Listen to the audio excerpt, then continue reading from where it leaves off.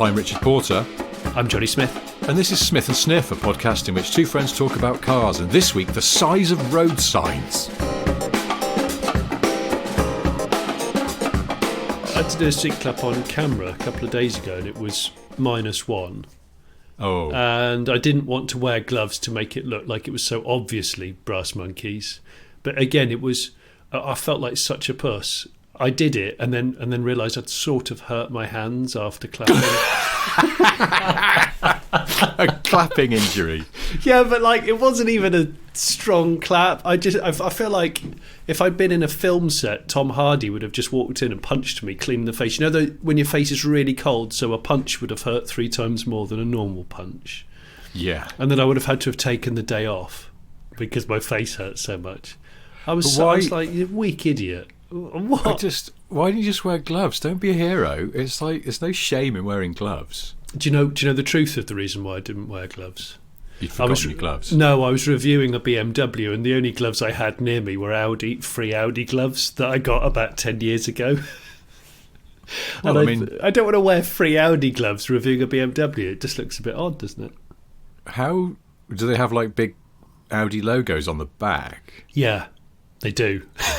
Could you have worn them inside out, or would you have looked a bit No, they're actually, do you know what? They're very good quality gloves, but they're a size too small for me, but I wear them anyway. So they're actually really good driving gloves because they're tight, but less good kind of outdoorsy on a barren moors walking gloves.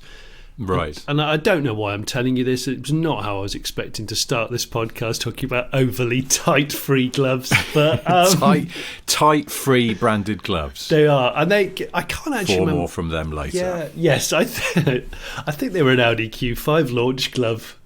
Why are you giving away gloves? That's what were they? No, they were that was the Stig Blomqvist shoot I did on my birthday that I've talked about in a previous cast, where I got flown in a private jet to go and film on a frozen lake with Stig Blomqvist in his Group B short wheelbase. It was an epic. It's just all epic. Is that the most lavish thing that you've ever done, courtesy of a car maker? It's got to be on the podium.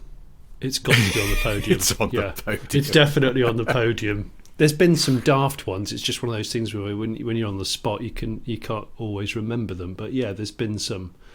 Yeah. I mean, that one we did. Remember when we went to Pebble Beach? Yes, the Pebble Beach one must have been really expensive, mustn't it? Really expensive. And also, I did write, I think, an Evo column about it.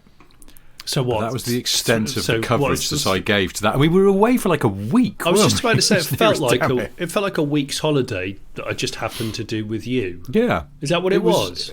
Well, it was, wasn't it? Because we had such a nice time. But I mean, ultimately, it was lovely time. It felt just like a holiday, and we were there, and you were there, and Ian Callum was there, and it was brilliant. Can we do it again? I think it was 10 years ago. I think it was a decade ago. Were there any other journalists on that trip? There must have been. Yeah, there were. It wasn't just you and I and Jaguar.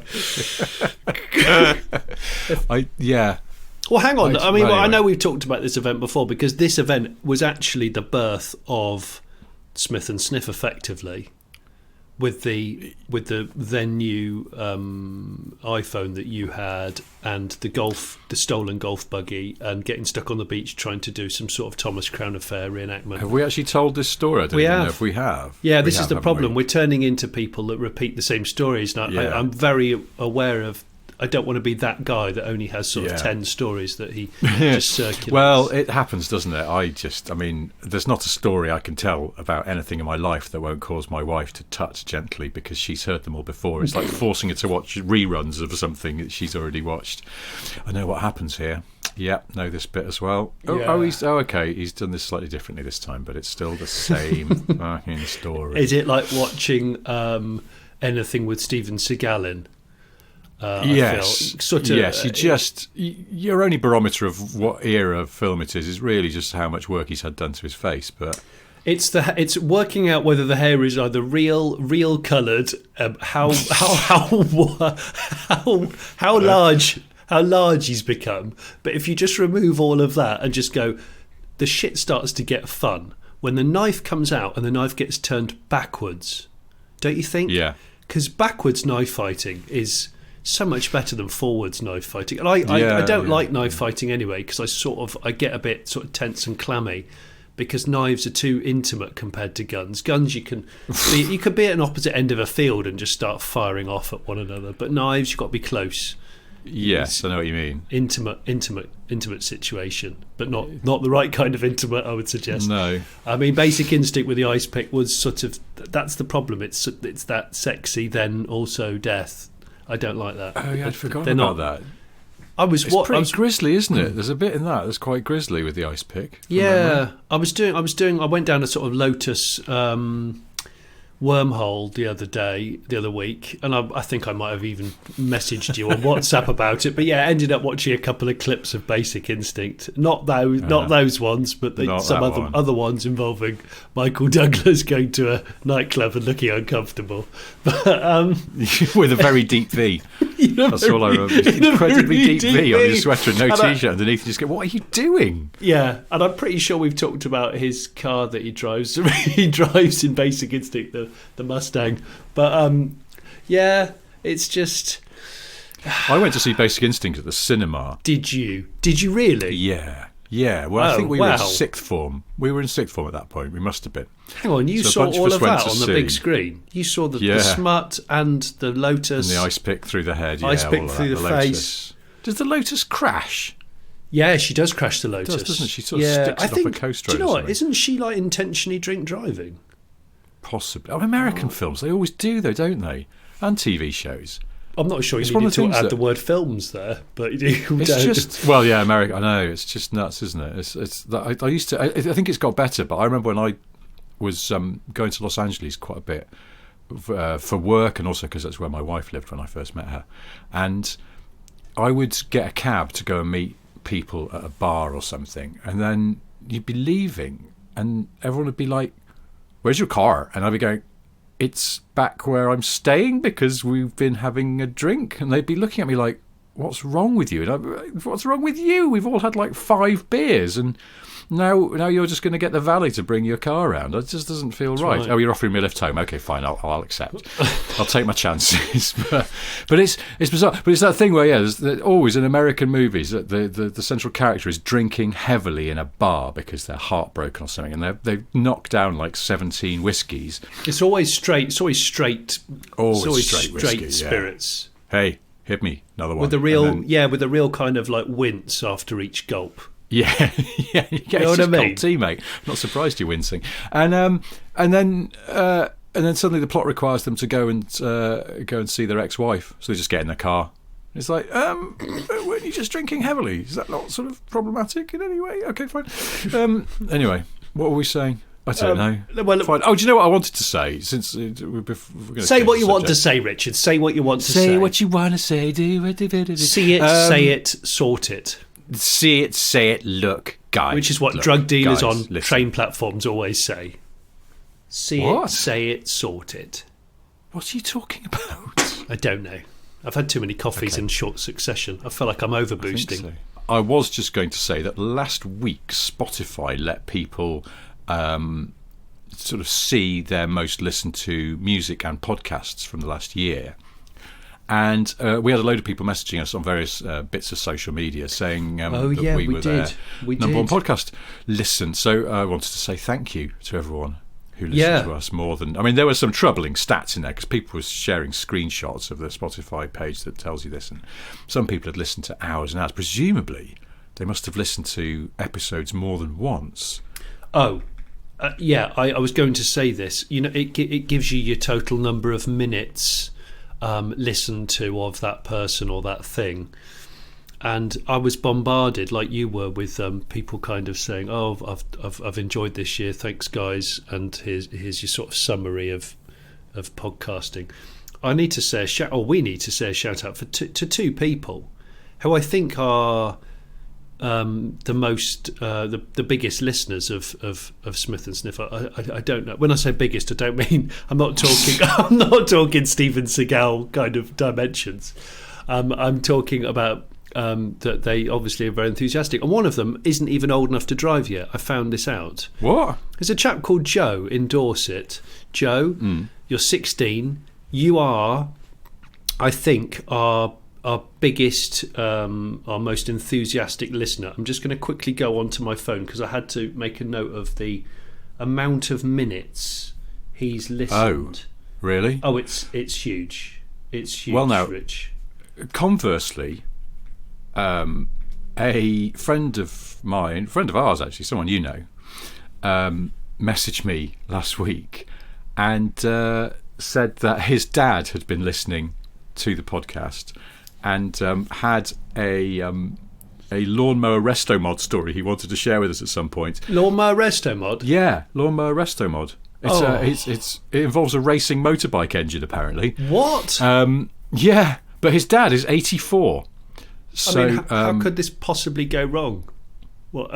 Racing? I don't know. Well, anyway, this is great. If you're listening again, Mr. Barnard, please do share your story or get your boy Tom to write it down and send it to us. But 84 years old. So I think our demographics broader than we expected. If we're sort of covering the 16 to 84 range.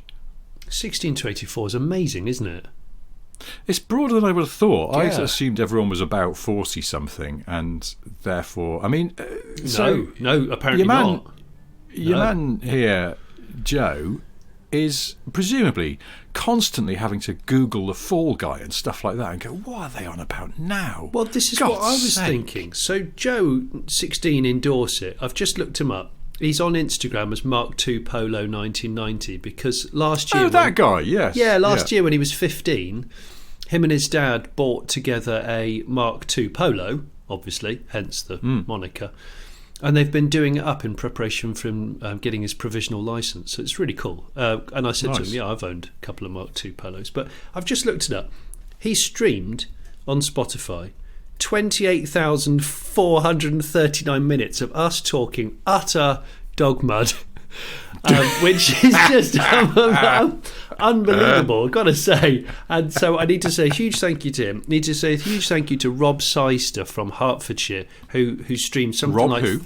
Seister. Well, Cyster. Would that be Keister or Seister? Ooh, Seister? I'm going to go with Seister, which Kister. Actually... Seister. It sounds like one of those strangely self-funded hypercars from the 90s. It does, doesn't it? Yeah. So, and I like that about it. So, Rob, the Seister V18. It was that's right. Only made one, and it caught fire. That's right, with 6 turbos. Rob, and only 2 of them worked. The others were just faux show. Rob, you streamed over 13,000 minutes of Smith and Sniff, you madman, and so did a chap called Epsom Green Defender, who I'm presuming has an Epsom Green Defender, but or he's from Epsom and he drives a Green Defender. But anyway, I just want to say that's just 3 people out of quite a few who have got in contact and messaged us on social media, and so thanks very much. I mean, I feel a bit guilty, frankly. That is a huge amount of minutes. That's you've listened to us more than I reckon you've listened to your partner. If you have a partner. All right. Well, now, given the number of devices in our homes these days that can theoretically listen in, I wonder if Google will start publishing stats of how much you've talked to or listened to your partner. Oh, yeah. Which, well, I mean, I have this debate with my wife because she's always freaked out by... We've got one of those Apple HomePods in our kitchen. Yeah. That plays music and stuff. Yeah. And... unfortunately, our daughter's name can be confused by the HomePod for us saying "Hey Siri," and it suddenly goes, "Yes, I'm listening. What? Hey!" And my wife gets freaked out and goes, "It's just listening to us. It's just listening to us and telling Apple what we're up to." And I went, "It doesn't though, because Apple don't need to sell our data because they are incredibly rich because all their laptops cost over $1,000. But I guess." They could still be using it for other purposes, even though they don't need to sell it to advertisers. But, I mean, Google and Amazon and all that lot, God knows what they're up to. Do you know what? If they probably are all listening. I go through days of worrying about it, and I go through days of going, do you know what? If you are listening, I'm going to start just sending you over some absolute dirt. I'm going to just verbally trebuchet a load of absolute confusing, audible mess to you. like a Travis Perkins bag full of horse crap, just Yes, exactly. flinging it over to Google HQ with a trebuchet. I'm going to do that. I'll be that guy. Look, I'll be that guy that someone put some local council put a speed ramp outside your house, and in the middle of the night you're like, I'm not having this, and you get your ex-army jacket on, of course, army surplus jacket on. You go and borrow your mate's JCB. Shut the Doberman indoors. No, Sadie, not now. You're like, I'm not having this. So 3 a.m, you borrow Len down the road who's got a nice JCB. Obviously you work with him, you're a grounds worker. I'm making all this up, by the way, horrible stereotypes. And you just gouge it up, don't you? And then you tip it into a trailer and take it to your local council office and put it in their car park and go, job done. There we go. Having tipped off the local paper first, obviously. Tip off the local paper, of course. Disgruntled local fencing contractor wreaks havoc in council car park with smashed speed bump caper. I think with off-the-cuff writing skills like that, you could write some of Rod Stewart's next songs, judging by what he's brought out recently, which is so offensive to me. It's so awful. It's so happy and vanilla. I like the way that Rod Stewart's new material really riles you up. It honestly, it makes me clench my fists like Tom Hardy in Bronson. If you've watched that film, you know, you can hear them clicking and he just starts to tense up like a piece of stone, and he's like, I'm gonna fucking do you. Oi, Stewart, you used to have the world at your feet. You had all the supercars, you had all the ladies, you had all the houses, and maybe that's what it is. He peaked so early. Now he's so damn happy and settled, but can't leave the studio, has to go back to the studio to record stuff. And it's like, please, Rod, don't. I'd actually rather you just sang about a Toyota picnic for the sake of it. You walk past one day, you've never heard of one, you've never looked at one, and you go, oh, what's this? A Toyota picnic? Bollocks, I'm gonna write a song about it. 7 seats in the boot. It was hard to say because they were folded away.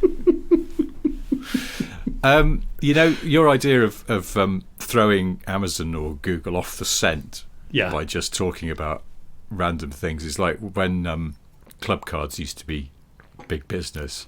Club cards, supermarket reward card, whatever they were called. I've still got one in my wallet, but I don't really know what it's for. Yeah, it's like I found in my wallet. I realised I've still got an Oyster card, you know, for going on transport in London, and of course you don't need them anymore because you just swipe your card. Yeah, probably one of those things where again, if you're security conscious, you wouldn't do that because you know, people can track you.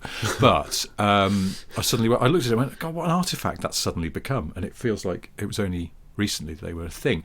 But when club cards and loyalty cards were big news, I always thought, I don't want Tesco or Sainsbury's building a profile of me based on what I buy. So what I'm going to do is every so often I'm just going to throw them a curveball, and then they'll be looking at it going, right, so he bought a bag of sprouts, some nappies and 4 tons of topsoil. What's he up to? And never did. Get a load of bark chippings from Lidl that you don't even need. Yeah, exactly. It's like, okay, so he's buying balsamic vinegar, self-tapping screws and 19 metres of tinsel.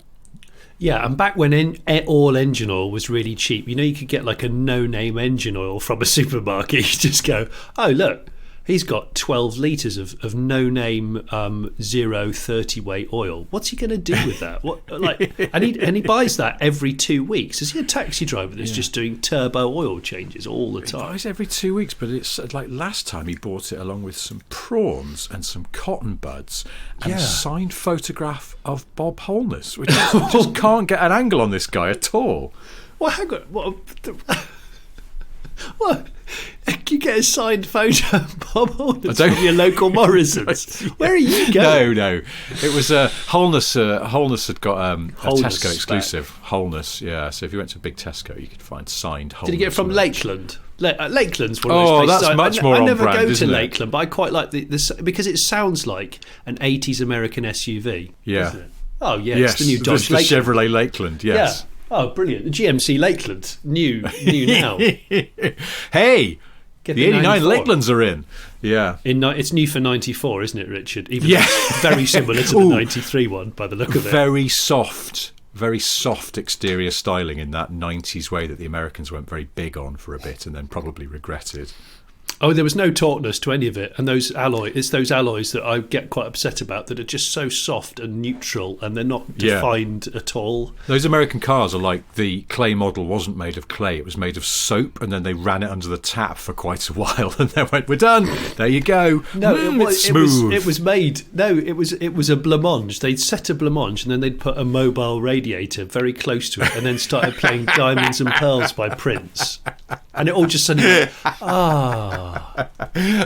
it's gone very relaxed. I've listened very to Diamonds soft and Pearls 3 times this week, Richard. Have you? Yeah, because I just suddenly realised it's a flipping cool song, and it's quite chilled out.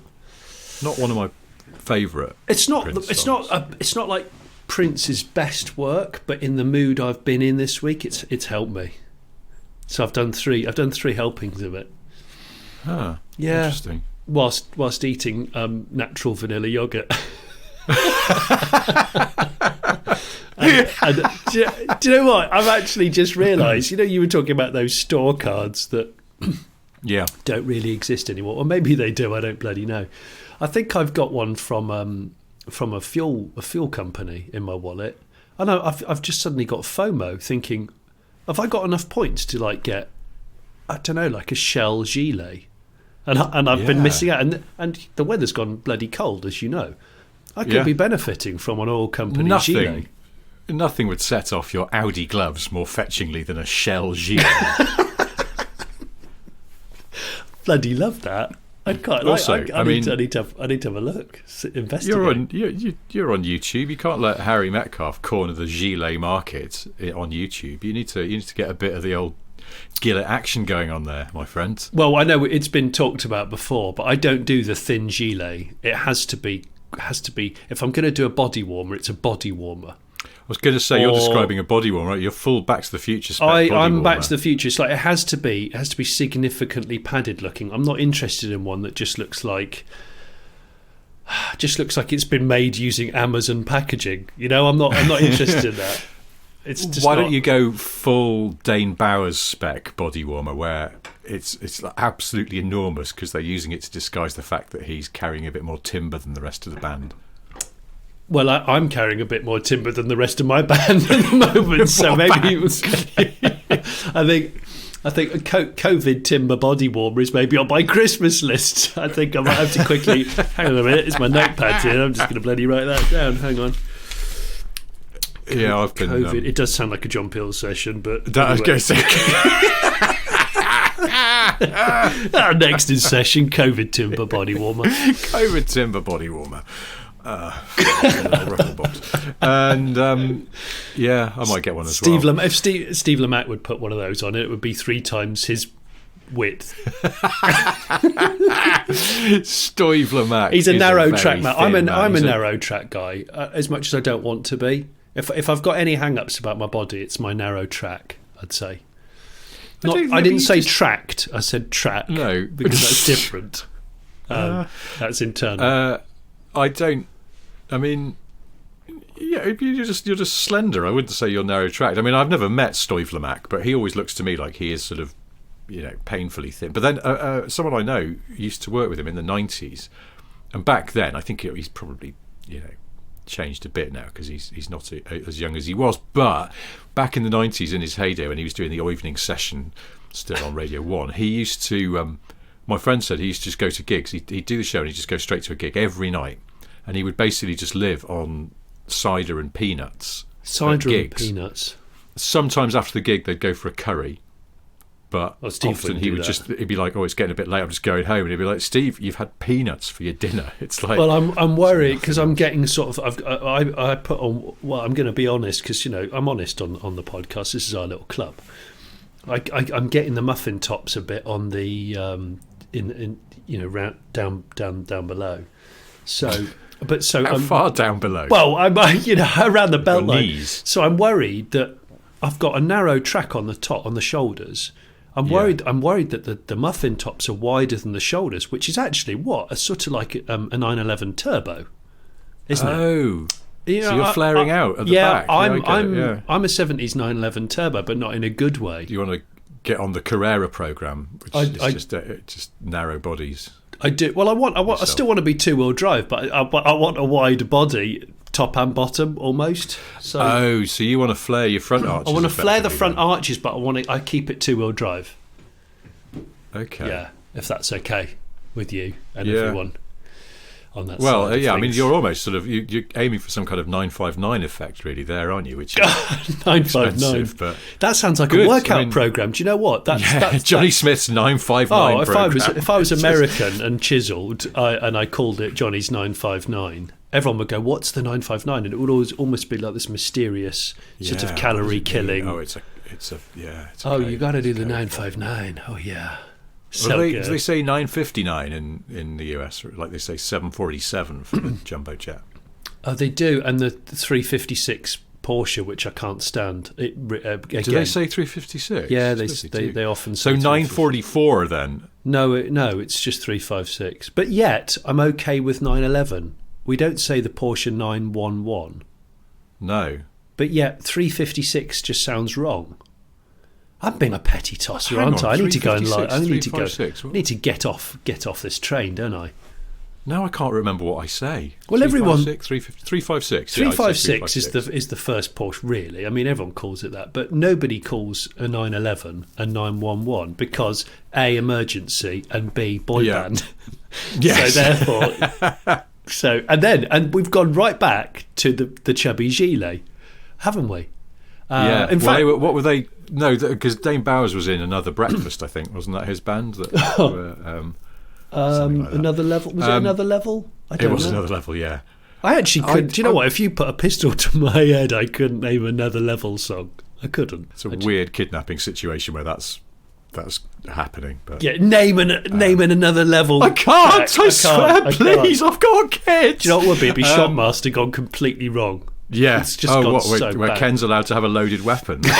changes the dynamic quite dramatically. Ken's allowed. He's had no sleep for a week previous to the quiz. He's got a shotgun. Yeah, because he's got 7 babies at home. He's got he's got a shotgun. He's got ammunition, and he's been sleeping in his car the night before, and he's quite annoyed and upset. And you've just given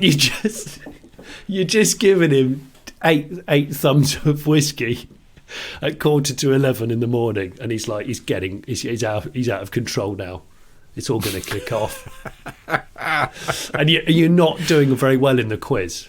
To people that have never heard this quiz, this will not make any sense. Or Dane Bowers, possibly most of the stuff we've talked about so far on the podcast. Poor old Joe is probably just going to 16-year-old Joe's like, he's underneath his Mark II Polo going, Jesus, this is bollocks. What you doing? Try and remember all of these things to Google them later. Too many references. It's far Dave too many. Bowers, was it?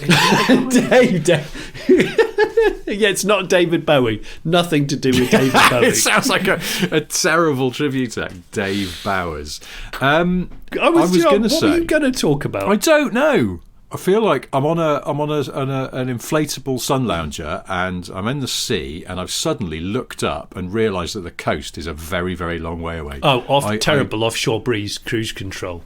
The only thing I was going to say is that advertising, sort of that, that thing where people get a bit freaked out, and I've had it happen where you just idly talking about something, like you just go, no, maybe we should get a new shed. I like a new shed. Yeah, it'd be good to have a new shed. And then suddenly you're on Instagram and there's adverts for sheds, and it's a bit spooky.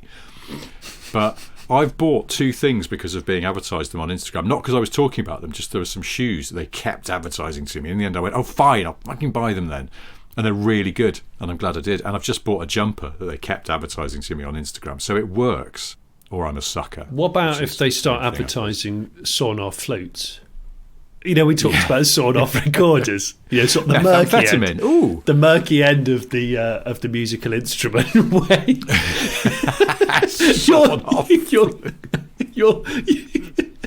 WhatsApp picture that you sent to me a few days ago. The flute shop. You actually found a flute centre in London. It's just... No, do you know the tragic thing is, what I didn't tell you is the sign is there, but the shop is gone. The shop has closed. Oh, bollocks. It's on... It's, for people who know, it's on Warren Street in London. It's quite a well-known street, and we should have a gathering there at some point before. Can you Can we buy the sign? Well, you could probably steal it. No one's looking. Should we go and steal the sign? Should we do some vigilante de-signing? There's nobody there. When I say de-signing, I don't mean designing. It's different. Is de-signing the same as designing? It's spelt the same. There's a hyphen in it. Oh yeah, very important. The sign for you put it on somewhere on social media, didn't you? But the sign says "All Flutes Plus." That was the name of the shop. But it's what's written underneath that was the bit that made me stop and take a photo to send to you. I loved it. I absolutely loved it. It was brilliant. Because underneath, in sort of lovely, delicate italic font, it says "The Definitive Flute Centre." I like the fact, and we will put this picture up again. I like the fact that the logo is a very fast drawn, almost kind of fountain pen logo, the sort of thing that an accomplished artist would do whilst on the phone to somebody. But also, well, just a doodle. Yeah, a doodle. And I've zoomed in with a view to stealing this sign because the shop doesn't exist anymore. Stainless steel bracketry and Allen bolts. So I'm just zoomed in on the fixings myself. We are a pair of strokers. We're a pair of absolute strokers. I've got loads of frigging Allen keys here. So have I. We'll just take the whole bag of Allen keys. Shall we? Should we do it? Should we do it? That can be our Christmas present to ourselves. Street. I'll put it up in my office or my garage, flute scent. It'll be the... Now, a word to the wise, though. What? Something I've noticed about signs is that they are bigger than you think, because obviously they're attached to stuff and they have to be big to draw attention or to do their job. Yeah. And then when you take them away from where they're normally doing their job and say put them inside a room, I bet you'll find that sign is frigging massive and takes over the entire room. I said this to my wife when we ordered a house sign, a new house sign to be made, because ours kind of rotted and fell apart, and none of the delivery drivers could find our house. So when my wife was ordering one, we had a bit of a disagreement of what size is right, and I said, "Well, hang on a minute. You're going to have vans going past at 40, 45 miles an hour, looking. Bearing in mind it's a 30 where I live." And I said, it's got to be big. It's got to be big and it's got to be bold. Otherwise, you'll just drive past it. In exactly the same way. Have you ever stopped and looked next to a motorway sign? Oh my God! Oh, they're massive. They're bigger than your house. They're huge. I always imagine it would be like what would happen if you were able to go up and stand next to a dinosaur. You'd suddenly go, "Fuck me!" Oh, or allowed to climb inside like Big Ben's face. Yes. Big Ben's clock face. But yes. You just go, well, it looks like it's probably about, I don't know, 15 feet across. And then you get close and go, Jesus Christ, massive. It's like standing on a football pitch up here. Motorway signs are, wow, they're like the brontosauruses of the sign world. Oh, and I love them, and especially like the brown ones with the flower next to them for an apparent tourist attraction. But they tend to be quite a bit smaller, don't they? They tend to be sort of standalones. I'm talking about one that has to sort of decode, a major motorway junction. Yeah. Well, I've bought a few. There's a company in Manchester that sells real signs like that, and you can order them. Yeah, I've ordered a few before. They're expensive, but they're incredibly well made. I've ordered them for friends' birthdays, as you would do, as a normal person does. But yeah, they're massive. Like really big. You can buy a 70 mile an hour circular sign and it's about 6 feet diameter. It's absolutely huge. Oh, huge. That is huge. Oh, it's massive. But I bet it doesn't look it as you're driving past it, does it? That's the thing. No, it doesn't. It doesn't. And I ordered one and it was significantly bigger when it arrived. Yeah, and now I know why the postage costs so much. It costs massive. Is it £1,000 to post? Oh, I see. It weighs a load and it's massive. Basically like having a table delivered, isn't it? But without legs. Actually, that'd be quite good, wouldn't it? Have a garden table made from a 70 mile an hour sign. I think it'd be great. Or you could use it as a fixed sail for a small boat. It might be a little bit top heavy as soon as I've said that. Do you remember a few years ago, whenever it was, that suddenly they were auctioning off a load of, or auctioning off. Oh, auctioning, yes, auction, yeah. If you prefer. They were auctioning off a load of the assets of Bristol cars. And I discovered with huge excitement that the original lettering off the showroom in Kensington, the famous malfunctioning Bristol cars sign that used to make it look like it said B ISTO ARS on occasion, they were for sale. And They were not cheap, but I thought, oh my God, being able to have a recreation of B ISTO ARS in your house. And then I looked at them and went, hang on a minute. They're freaking huge. I bet Where would I put them? There's not a wall in our house that would be big enough to correctly arrange them. So I didn't bid. I bet they went for big coin, though. I bet they went for I don't know. Coin. I was trying to convince James May to do it because James, I think, was the one who coined the B ISTO ARS thing in the first place. And he always he and I used to cackle with laughter when the sign said something ludicrous because the lights were always failing in one or more of the letters. And I tried to convince him to buy it instead. He could have bought it, and then you could have had wired up individual letters that you could have switched and switched off, probably with a phone app nowadays. So it would it could spell anything you want. So you could just sit there and have a few drinks on your own one evening in your basement or in your shed, and it would just be like a silly boys game, wouldn't it? Well, the guy who latterly owned Bristol, Toby Silverton, I went to interview him once for Evo, and he said that's the reason why the letters were always going out randomly, was because the way it was wired was unbelievably complicated, and basically sort of every letter was on its own circuit, and it was an absolute headache for anyone who tried to come and just simplify it and make it one simple light that went to everything. So it wasn't the bulbs failing, it was the whole shebang just playing up, like, the fuse box was tripping individual letters. But he did also say, if it says something good with some of the letters missing, we just leave it for a bit because it makes us laugh as well. I love that about it. Yeah, all of the Bristol stuff, kind of sat there gathering dust, and it's disappeared off to collectors somewhere, I guess. Well, a friend of ours, someone else we know, has bought the moulds to make the scale models of the fighter. Really? I don't know what I'm supposed to say that. He's working on it at the moment, but I love that because it's Jason Plato's favourite saying is "Oh, you fighter" when he's properly like getting under the skin of a car on a track. He always goes, "Oh, really? He always says, "Oh, you fighter." But I don't know if he's ever driven a Bristol fighter. I feel like I should arrange for him to drive a Bristol fighter and just say the same thing over and over again. But you say it with different intonation to decide whether you like that element of the car or whether you don't. Oh, you fighter. Oh, you fighter. Oh, you fighter. Oh, you fighter. Oh, you fighter. Talking of speed limit signs. Yes. Are you, like me, a connoisseur of the occasional non-standard speed limit sign that you see? Like not one that someone's made. They seem to be, they're official. There's one not far from here.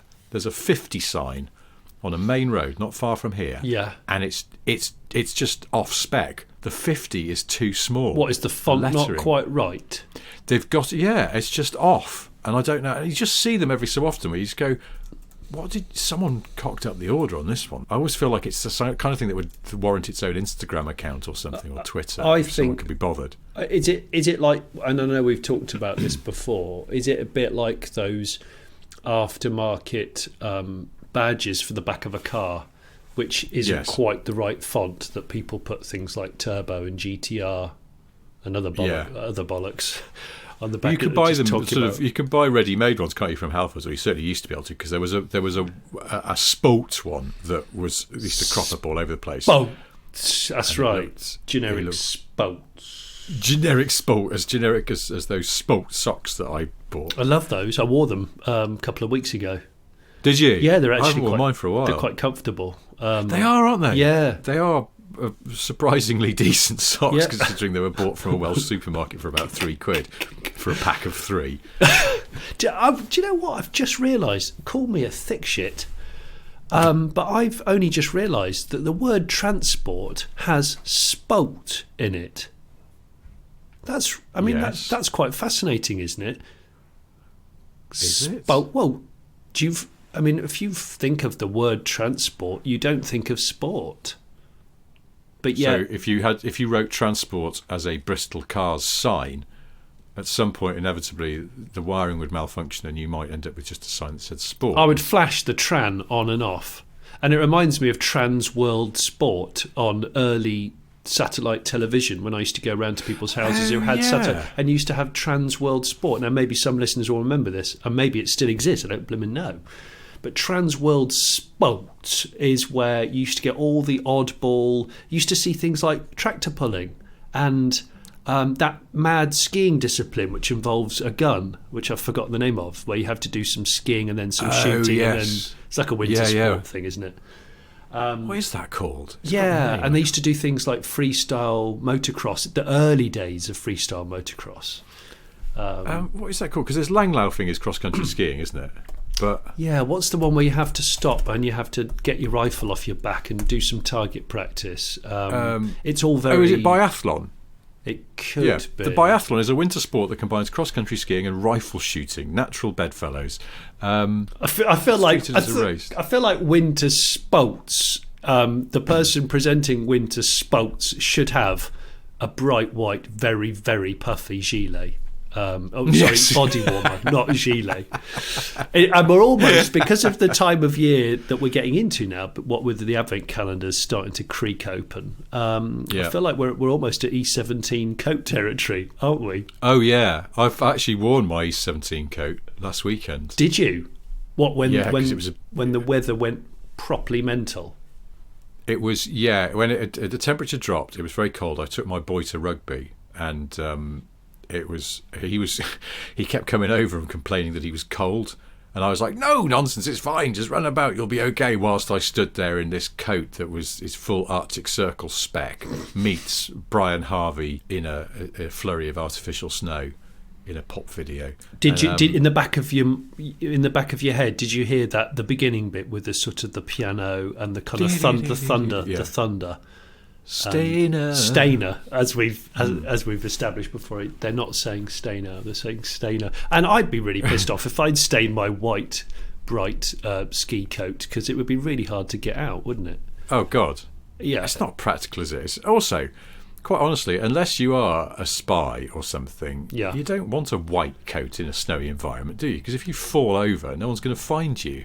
You want... I should add, my E17 coat is only an E17 coat because it's got sort of big, furry, trimmed hood. It's not white. It's not bright white. It's not kind of cartridge paper. What did you think I was thinking you did. Standing on a rugby pitch in North London in a bright white coat. Well, I didn't want to say anything, but I thought it could be... of doves coming out every time I open it. But it could have been, I don't know, a Range Rover launch coat or something from 2006. I'm not sure. I don't know. I'm not sure I've got any freebie clothes anymore. I used to have a Suzuki fleece that was quite a good fleece, lovely and warm, but it was very much a working at home fleece. It was not, I wouldn't wear it out unless I had to.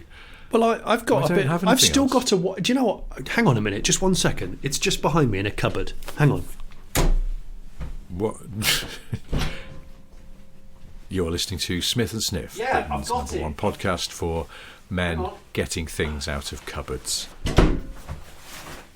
Whatever it is. Bloody hell. Go on. I totally forgot I've got this. And I think it came around the same time as the Audi gloves. I've only worn it once. I've got my white Audi Lamacq 24-hour coat. Did you ever get a white Lamacq 24-hour Audi coat? Has it got red on it as well, but it's mainly white? It's got red trim, and it's got the 24-hour logo on the breast, and it's got brushed aluminium zips with the Audi logo on that look like... Do you remember the brushed aluminium Audi S3, S4 door wing mirrors, door mirrors, the shells, which looked really good, didn't they? They were quite classy, and they kind of got rid of them. Yeah, bloody hell, I've still got it. I don't actually wear it, and... I think I offended... That might have been the coat that I went to Le Mans. They tried to give me one, and I said I didn't want it. I think they were a bit offended. I should give this away to a listener, shouldn't I? You should, yeah. Or, I mean, is it... It's from memory, they're not very bulky, are they? It's quite a good It's thin spec. Light spec, but waterproof. Talking of which, I got a text message from Tiff Nadell 3 or 4 days ago, because obviously recently he celebrated his 70th birthday. I told you this, didn't I, that I decided to contact Skoda. Yes. I contacted Skoda UK and said, look, it's a bit of an in-joke, it's a bit silly, But Tiff, with his 90s WRC survival jacket in the boot of his car, it's getting a bit long in the tooth, a bit faded. Have you got a current World Rally jacket? And they went, oh, well, it's not like a puffer jacket. It's more of a sort of thin technical fabric jacket. And I went, could I get you to send one to him with a message? And I got him one sent over, a 2021 Skoda WRC jacket. So thanks very much for that, Skoda. With a little message from you and I, which basically went the Skoda Rally jacket in your boots looking a bit old. We thought you needed a new one. Happy birthday, Tiff. Yeah, and he texted me back, went, I've got the new jacket. It's not quite as warm as the old jacket, but it's really smart. Thank you. Well, they can form a sort of duo in his boot, can't they? Well, that's what I was thinking. He's got jackets for all seasons. Yeah, you've got a different. It's like two different cuts and styles of suit. They're both suits. It's just you got to choose. Yeah, but you wouldn't. Yes, exactly. So, and also, let's be honest, they're both emergency use only, aren't they? Because otherwise, Tiff's going to be wearing the Carpaccio of leather, it's even in quite low temperatures. Oh yeah, I've already had some trolling from Hugo Boss of like, don't you dare buy Tiff any other jacket. He has to wear the Boss Carpaccio of leather, which is almost translucent. It's almost like a sort of uncooked prawn. You can see the bits of. You can hold it up to the light, and you can definitely see through it. Yeah, when I say an uncooked prawn, I mean like an alive prawn, or just a normal prawn, perhaps, where you can see the inner workings. When prawns are just going about their prawn business in the sea, they are very much uncooked, aren't they? The thing could be sort of canned. It's a bit like seeing a pig in a field. It's an uncooked pig. Yes, look at that uncooked bacon over there. What do you mean, the pig? AKA a pig. Do you know what? We've been talking bobbins all this time, and we haven't even referred to the BMW XM. Oh, gosh, yes. I mean, where do we go with this? Where do we go? I don't know. I'm quite exhausted by it. I know. I'm exhausted by, and I was having a debate with a friend of mine who also writes about cars, who sort of almost, I think, felt like he didn't want to just take the predictable position of every other car fan in the world of going, oh, it's awful, it's terrible, and he's like, it's different. Maybe we'll grow to love it. And I think that's the thing about BMW. We got a little bit wrong-footed in the past because we mocked Chris Bangle, and in retrospect, some of the stuff he did was actually pretty good, and it did modernise BMW, and it got them out of a rut of sort of doing pretty much the same thing over and over again. But that said, the Bangle 7 Series still looks bloody awful to my eyes, and so does the 6 Series, particularly the back. I can't stand that 6 Series. I think the 6 has aged really worse than the 7 almost. Yeah, but they're not pretty, they're not attractive. That boot lid on the 7, I can see they were trying to do something different, but it just doesn't work. It's cack.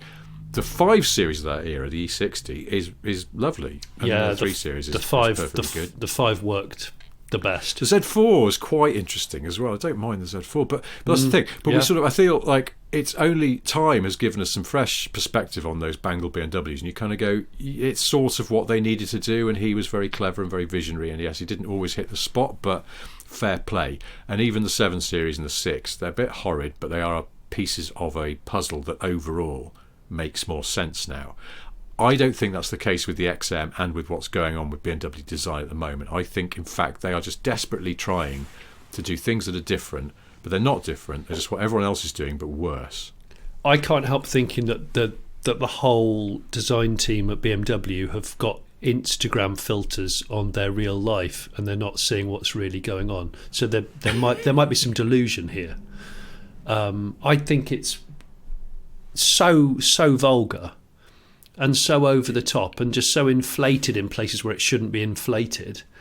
I found myself sort of going beyond annoyed, where I'm sort of muttering and just walking away. And I've had a few people say to me online, but it doesn't have to be good looking or pretty to be interesting. And I'm like, absolutely. If you look at the cars I like and buy, I like cars that aren't necessarily attractive. They're just interesting. But I think there's there's some cohesive design, loose rules. Yeah.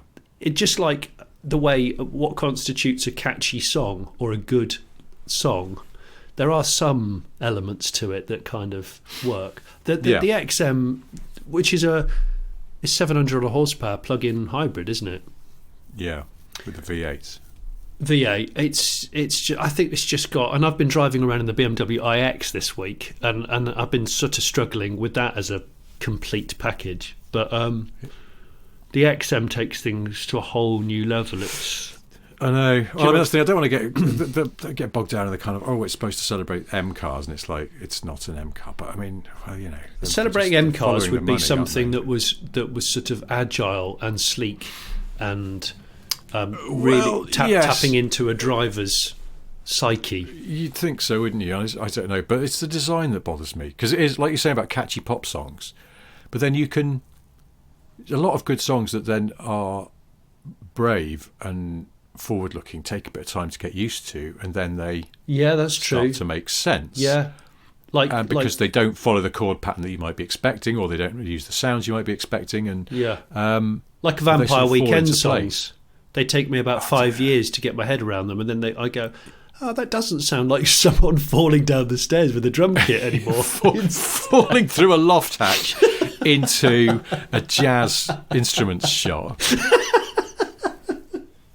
No, it's true. I like Oxford Comma, but otherwise I find them a bit annoying for some reason. But the thing is, I don't think BMW are being clever or artful or just incredibly ahead of the game. I think in musical terms, they're just going, how can we be different from everyone else? And then just mashing the keyboard. They are smashing the guitar like DJ Khaled in that awful clip of him. It is the DJ Khaled of car design, isn't it? And they're just rubbing a load of naughty powder up in their gums, and then they're just whirling around in a studio going, make that bigger. I mean, look at the exhausts on the XM. They just look like Buzz Lightyear's sort of cannon arms. It's just bullshit. Yeah. It's also, that's the thing, that's just, if you look at good car design, it's sort of all the angles and the radiuses and things are consistent. And I think BMW, in a lot of their stuff for a long time now, just endless different angles. Look at the bumpers on a lot of Minis. They're frigging awful, the way that there's all these different lines at different angles and different thicknesses and radiuses and stuff. It's just a mess. And I gather industry gossip is that there's a sort of powerful faction within BMW design that thinks they are being brave and disruptive, and actually there's a lot of designers and engineers within BMW who are quietly horrified at what's going on.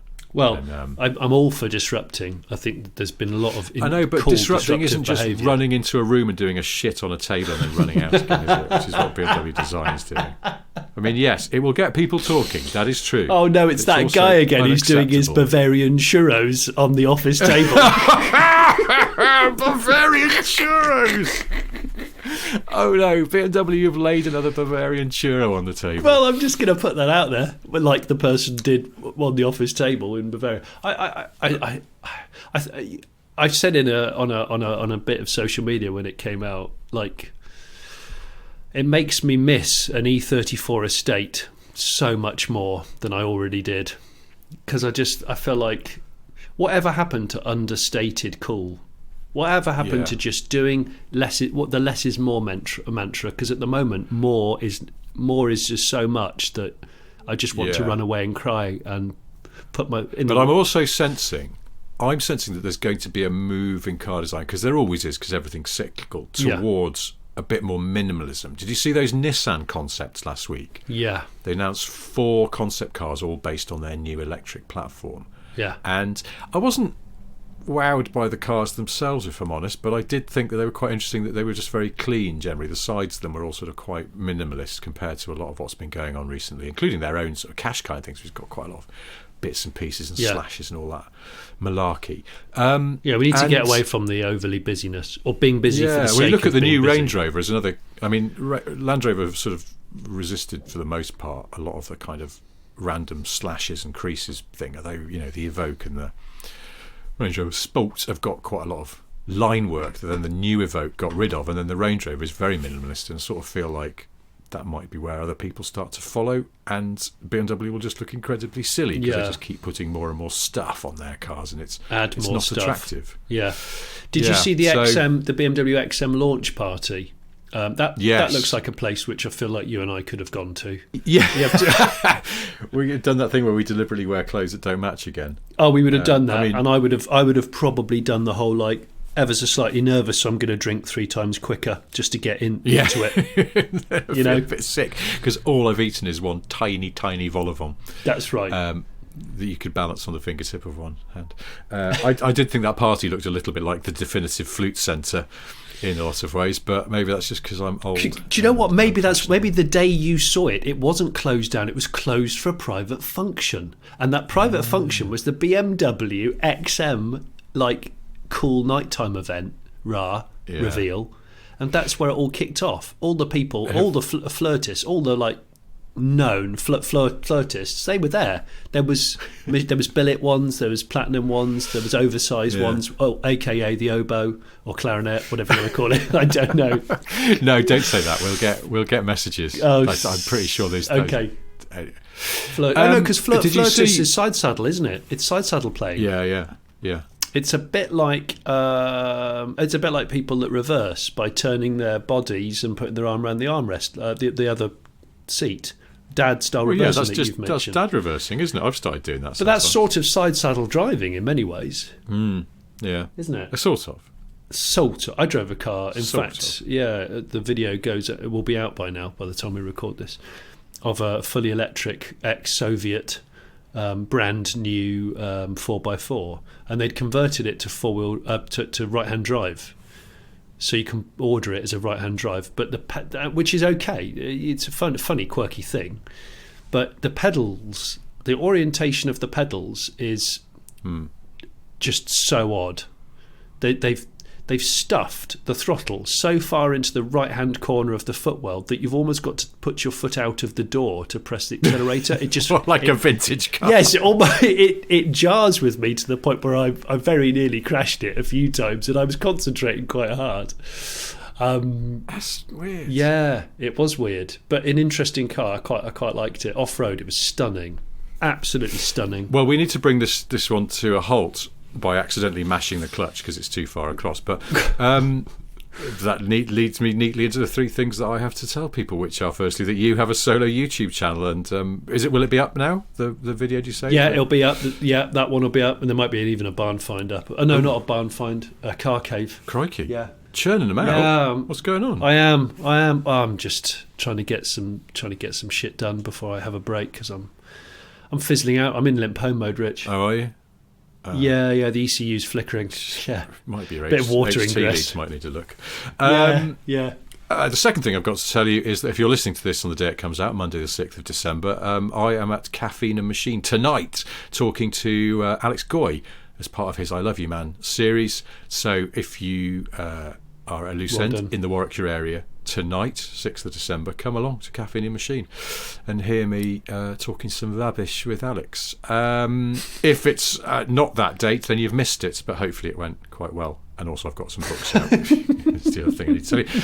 The third thing I'm going to tell you is something I haven't researched properly, but because we were talking about club cards earlier on, the origins of the Tesco club card are really weird, because although they were considering doing a scheme as it was eventually launched, it was rushed into service because the company was being blackmailed by a guy who was threatening to poison things in their shops.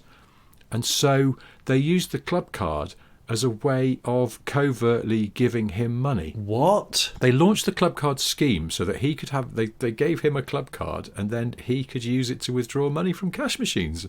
Very bizarre. The whole story is on record. I'll find a link and put it out there. But yeah, the Tesco club card scheme was rushed into service to allow them a way of being able to acquiesce to the demands of a man who was, I think he was threatening to inject infected blood, into their products. Oh my bloody word! I know. Well, I've got to add a fourth interesting thing to this, and that is, I feel like you and I should compete in the 2022 London to Brighton event. And so I'm going to try and register us and see if I can find an all days and onions to drive. This might not happen, but I'm determined to make it happen. And we might go off course and we might stop off at a Brian's house en route. Yeah, do you know what? Someone pointed out, and I forgot, Brian Harvey, of course, who we mentioned earlier, Oh, a quintessential my gosh. Brian. And That would be the ultimate London to Brian. everyone could arrive at his house, and then he could borrow one of the cars and accidentally run over himself again for old time's sake. And instead of wearing old man's kind of clothing, should we just wear Burberry?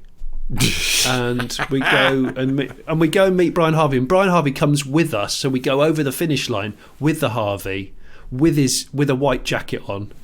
Oh my gosh, this could be in an All Days and Onions. This would just be this would be bigger than Avengers ensemble. It'd be amazing. It's possibly the most meta thing that we'll ever attempt.